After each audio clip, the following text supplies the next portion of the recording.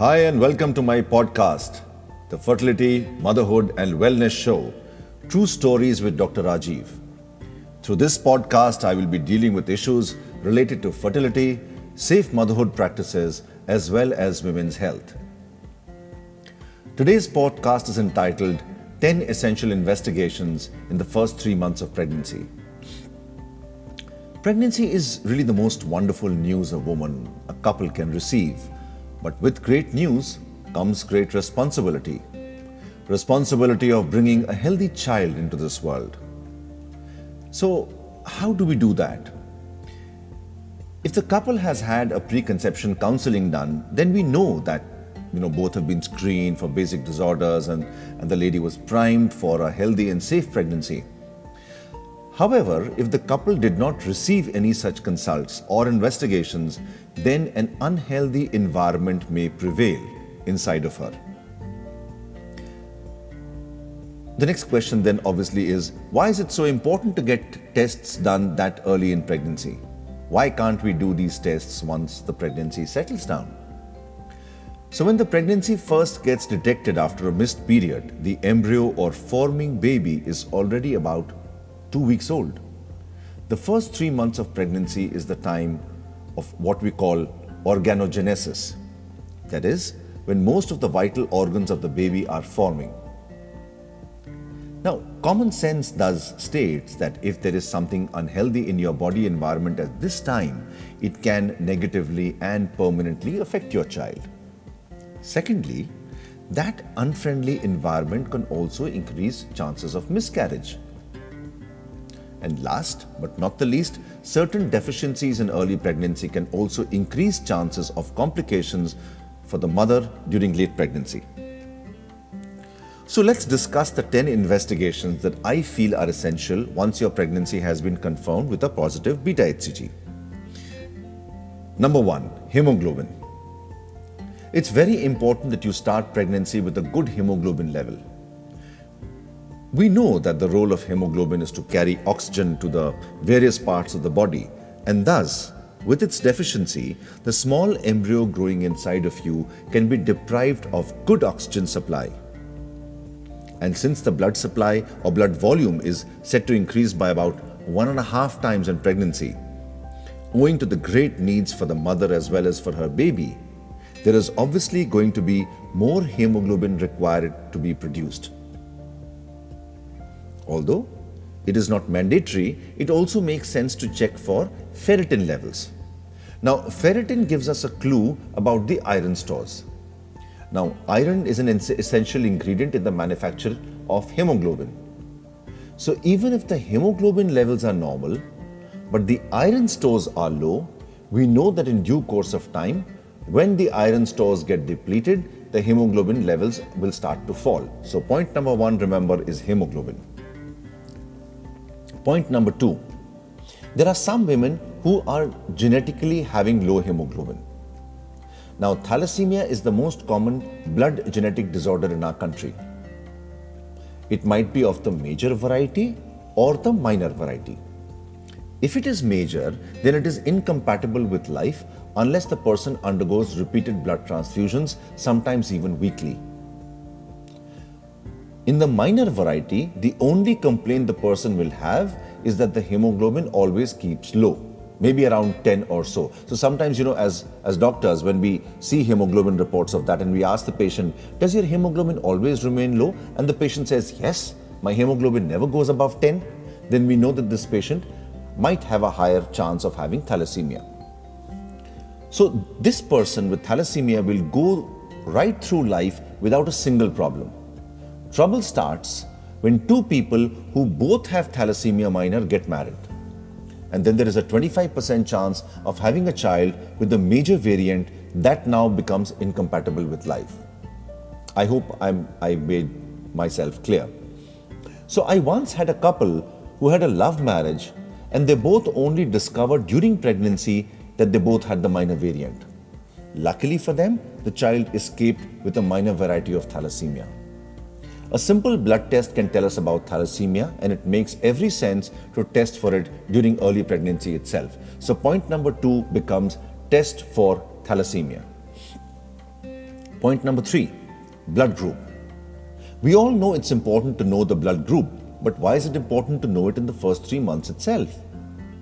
If the woman has an Rh negative blood group and her husband has a positive one, I'm repeating myself again, if the woman has an Rh negative blood group and her husband has a positive one, then the woman will require certain injections around the 6th month of her pregnancy.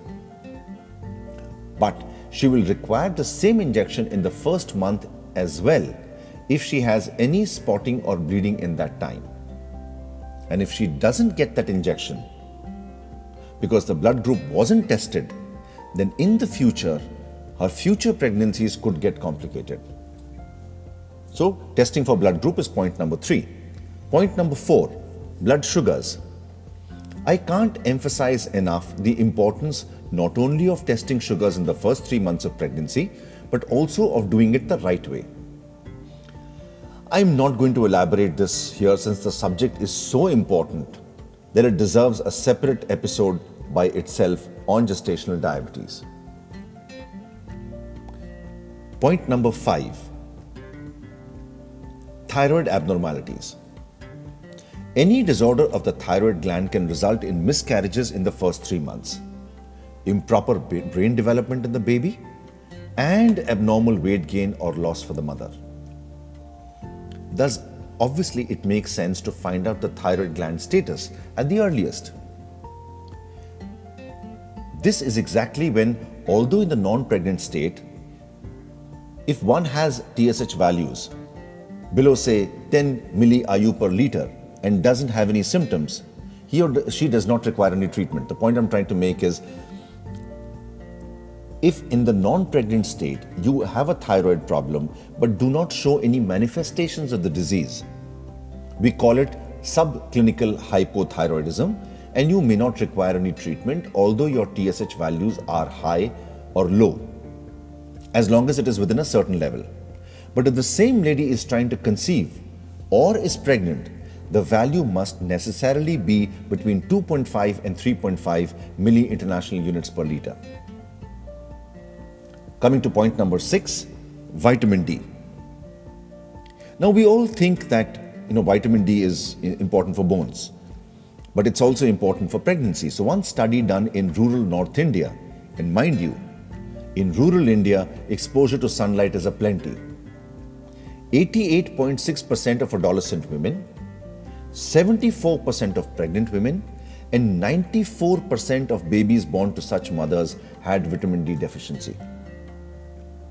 As I said, we know vitamin D is important for strong bones, but how is it important in pregnancy? And that too in the first 3 months. So, is it just a hype? Increased risk of high blood pressure in pregnancy, higher risk of gestational diabetes, 4-fold increase in cesarean section, vaginal infections, low birth weight of the baby, convulsions in the newborn, impaired growth and bone development in the fetus, increased chances of asthma, respiratory infections, and low immunity in the child. Wow! All of it because vitamin D deficiency was not corrected in the first 3 months of pregnancy. That's how important it is. Coming to point number 7, check for rubella status. Now, vaccination for rubella virus along with measles and mumps is given after birth, and women of childbearing age probably would have been immune to it. Yet, we do find many women who are not immune. And if such a woman gets pregnant, and if this virus were to affect her during pregnancy, the child could be born with serious congenital defects. Ideally, we test it during the preconception stage, as I said it earlier. But if it has not been checked, then it makes sense to do it right away in pregnancy. So point number 7 is checking for rubella status. Point number 8, urine routine and culture. I honestly don't know why this simple test is often ignored despite enough evidence for its testing. There is something called asymptomatic bacteriuria, which commonly happens in pregnancy. That means bacteria being present in urine but the patient does not show any symptoms. Thus, if one were to base the test only on symptoms, one would miss this problem. And this urine infection can of course become more severe and cause pain and discomfort, but even without symptoms, it can cause miscarriages, preterm delivery, and low birth weight of the baby. So point 8 is urine routine and culture. Point 9, ultrasound at 6 weeks of pregnancy. A vaginal scan done 6 weeks from the first day of the last menstrual period has 3 functions. A, to document that the pregnancy is safe and that the heartbeat of the baby can be seen, which we can see around 6 weeks. So it's very reassuring to us that the baby's heartbeat has come. Also, if the baby's heartbeat has been seen, there is a 96% chance that miscarriage won't happen after this. So it's important. And it's reassuring, as I said. Point number B, to show that the baby is inside the uterus and not anywhere else, causing what we call as ectopic pregnancy. It can happen in the tube, fallopian tube, or the tummy or the ovaries. So once we know that the pregnancy is inside the uterus, we know it's safe. C, last but not the least, it also helps to accurately date the duration of pregnancy, especially in women with irregular periods. So women who have irregular periods may not know when was the last period. And obviously we don't know then what is the duration of this pregnancy. So an early scan would give us this information. I would definitely like to add here that ultrasound is not harmful in any which way, and neither is the act of doing it vaginally. A lot of people have this apprehension that, doctor, will the ultrasound harm my baby? And why can't we do the ultrasound from above, from the tummy? Why does it need to be done vaginally? And can that harm the baby? So no, it does not harm the baby in any which way. They are only sound waves and thus not harmful. If you do it vaginally, we see a clearer picture and we see it much earlier in the gestational age. The same thing can be seen by an abdominal ultrasound only 1 week later. And the information, especially say if the patient has a lot of belly fat, the information that we get from an abdominal ultrasound may not be very good. Point number 10, or rather the 10th investigation which should be done is, last but not the least, extended first trimester screening. This involves an ultrasound between 11 and 13 weeks of pregnancy and a blood test along with it. It is a very, very important landmark, and this test should not be missed. It gives us these few insights. A, it tells us the probability of the child having Down syndrome, which is probably the most common cause of mental retardation and happens because of a genetic problem. Of course, we will discuss this Down syndrome in greater details in another podcast.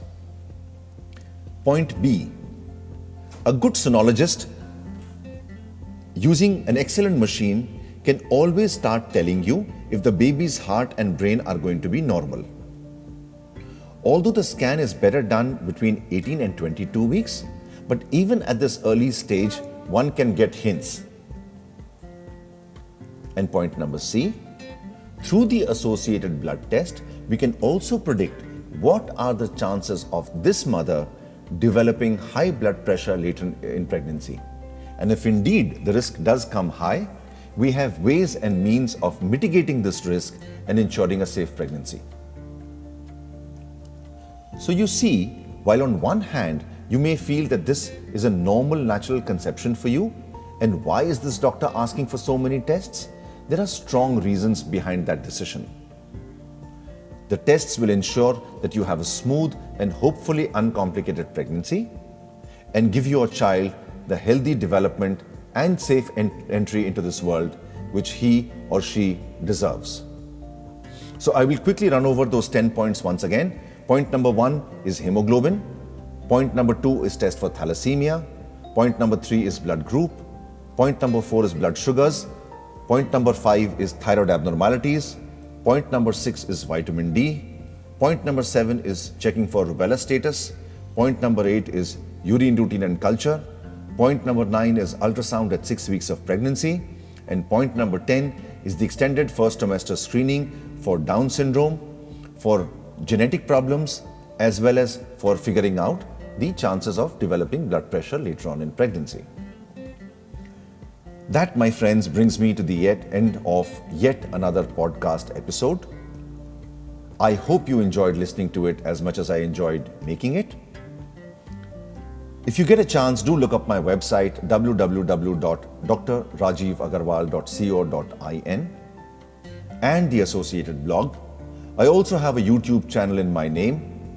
Do email me on fertilitywithoutborders@gmail.com if you have any queries or if you want me to create a podcast on any particular topic of your choice. I repeat the email, fertilitywithoutborders@gmail.com. This podcast is available on multiple platforms, some of them being Anchor, Headphone, Spotify, as well as the Apple iTunes. Do subscribe on iTunes and leave your comments, suggestions, and hopefully a 5-star rating. Looking forward to great interactions. Keep listening.